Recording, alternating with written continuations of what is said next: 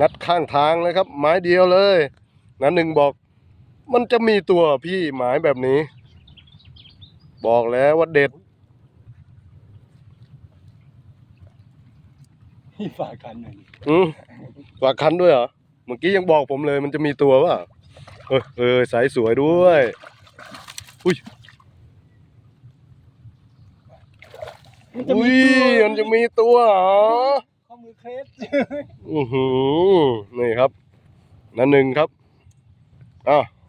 โชว์ผลงานหน่อยโลกว่าครับวิยาวด้วยไปเทียบกับถังพี่ดูดิ โอ้ยยาวกระถางคารอสีดำอีกแล้ว โอ้โหนี่ครับ ไม้เดียวเลย บอกแล้วว่ามันอยู่ใต้แหน แก้ว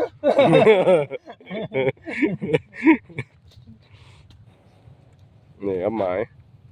ติดชายถนนคอนกรีตเลย เฮ้ยเป็นไปได้